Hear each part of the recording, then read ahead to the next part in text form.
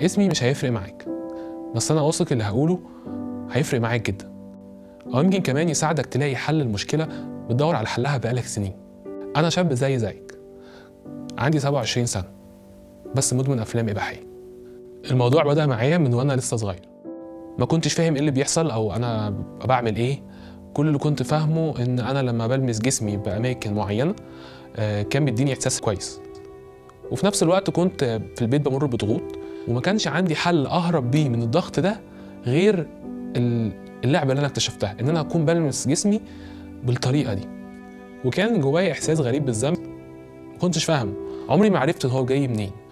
فحطيت الإحساس ده ما بين قوسين.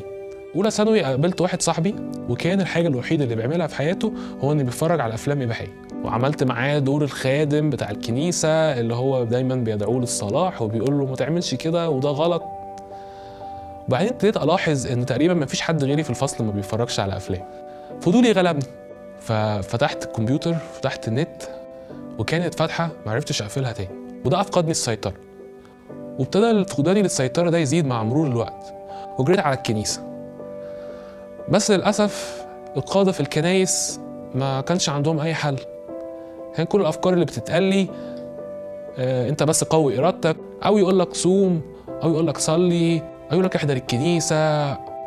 بس للأسف مفيش حاجة من الحاجات دي كانت بتجيب نتيجة معايا. كل اللي كنت بقوله لنفسي إن واضح إن أنا فعلا ما عنديش قوة إرادة. وفضل الصراع ده مكمل معايا لغاية تالتة جامعة. وفي تالتة جامعة حصل أعظم حاجة ممكن تحصل ليا في حياتي. في حد كلمني عن ربنا، وقابلت المسيح مخلص شخصي لحياتي. وفعلا دي كانت نقطة تحول كبيرة جدا.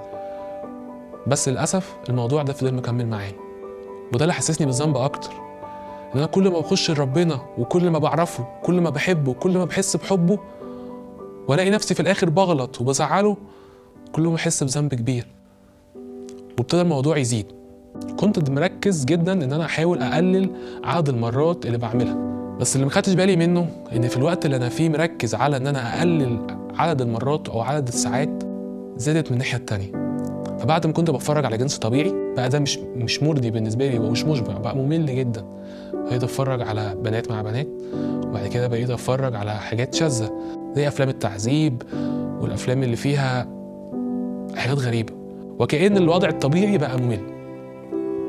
اللي خضني اكتر ان انا ابتديت الاقي نفسي تعاملاتي مع الناس ونظراتي للبنات في الشارع بتفكرني بالافلام اللي بتفرج عليها. وانا فاكر يوم كان النت قاطع. انا فاكر في اليوم ده انا وقفت قدام الراوتر وعمال بتحايل عليه ان النت يجي. حسيت احساس بالذل، يعني بسترجع جماد علشان اعرف اعيش. بعد فتره من التخرج خطبت، ودخولي في علاقه حب قلل الموضوع ده جدا، لدرجة إن أنا حسيت إن الموضوع خلاص خلص. بس لما كنت صريح مع نفسي لقيت إن أنا كنت بأجل، إن استنى بس لما تتجوز، وأول ما تتجوز مارس جنس براحتك. بس ده ما كانش بيمنع إن أنا كنت بنتكس برضه. في مرة وقعت فيها وأنا خاطب، وأنا فاكر المرة دي كويس جدا. بعد ما اتفرجت ومارست العادة لقيت نفسي مش عارف أنام.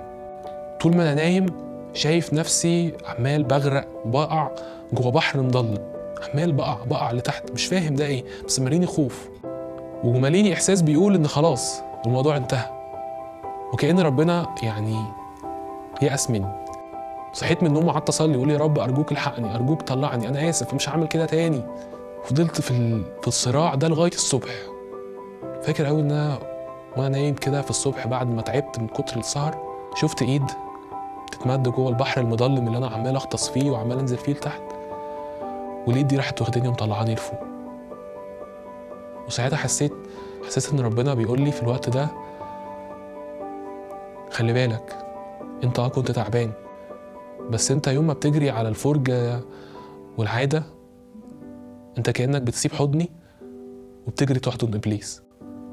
اليوم ده انا فاكر ان هو كان فارق في مقاومتي للموضوع ده. يمكن ما منعوش، يمكن فضلت بردك اقع، بس وكأن كده المدد ما بين الأوقات زادت. أنا وخطيبتي يعني ما اتفقناش قوي، قررنا إن احنا ننفصل. كان وقت صعب، ورجعت تاني أقع زي الأول، واكتشفت بردك حاجة خبيثة جدا. كنت يمكن مستمر في العلاقة، أو يمكن كنت مستعجل على علاقة الخطوبة وأنا عايز أكمل للجواز بسبب دافع جنسي رهيب، لأن مخي مستني اليوم اللي فيه هيتجوز عشان يقدر يمارس فيه الجنس براحته. وده خلاني إن أنا مركزش في إن أنا أدور على التوافق أو إن أنا أبقى حقيقي في علاقتي معاه، ويمكن ده اللي بوظ العلاقة. فضلت في الصراع ده لغاية شهر 9 2015. في السنة دي أنا دخلت دبلومة في علاج السلوكيات الإدمانية. ابتدوا في المحاضرة يشرحوا لنا يعني إيه إدمان جنس، وإزاي نشخص الشخص المدمن الجنس، وإيه الفرق ما بين المدمن ومسيء الاستخدام. وابتدوا يقولوا لنا إزاي تشخص ده عن طريق مجموعة أعراض لما بتبقى موجودة تقدر تقول على الشخص ده إن هو مدمن. وكانت مفاجأة حياتي، وهو بيقول الأعراض أنا ابتديت أحس إن أنا فعلا مدمن. ساعتها كان عندي مزيج من الفرحة والخضة. كنت فرحان لأن أول مرة في حياتي يمكن أعرف سبب مختلف للموضوع، في نفس الوقت مخضوض لأن أنا ما كنتش متخيل إن أنا أطلع مدمن. وابتديت سكة التعافي، وهنا فهمت حاجة اسمها البندول، إن أنت عندك اختيارين، يا إما هتقول أنا هعمل الموضوع ده بقوتي فهقاوم هقاوم هقاوم بدراعي ومنتظر الوقت اللي فيه هبطل ده، يا اما هتقول انا مش هقدر اعمل ده وهروح الناحيه التانيه خالص وهستسلم. بس البرنامج بيقول ان في الحل التالت، اللي هو بيقول انت يمكن ما عندكش القوه، انت فاقد للقوه، بس ده مش معناه انت هتبقى سلبي. انت فاقد للقوه انك تبطل، بس انت عندك القدره ان انت تاخد الموضوع ده وتروح بيه لربنا. وهو ده مبدأ التسليم. كل ما ابتديت اسلم لربنا اكتر واصدق ان مش بقوتي ولا بدراعي انا هعرف اعمل ده، بس في نفس الوقت انا عندي مسؤوليه ان انا اجي بده قدام ربنا، كل ما ابتديت اتعافى. لاول مره في حياتي في 26 سنه اللي انا كنت عايشهم افضل ممتنع، ما بفرجش على افلام اباحيه او بمارس عاده سريه لمده 6 شهور متواصله، وانا مش حاسس ان انا كابت نفسي. كنت حاسس ان انا منطلق، وحاسس ان ربنا هو فعلا اللي بيغير، كان في حاجه جديده فعلا بتحصل جوايا. بعد ال6 شهور اتكبرت ورجعت تاني احس ان انا بعملها بايدي وان انا القادر ان انا ابطل، فوقعت. والوقعه دي كسرتني الصراحه وخلتني يمكن ايأس تاني. بس لما اتكلمت مع الناس فهمت ان هو فعلا الموضوع ده سكه، فانا من كل وقعه بقعها ده بيدل على ان في حاجه انا محتاج اصلحها في حياتي.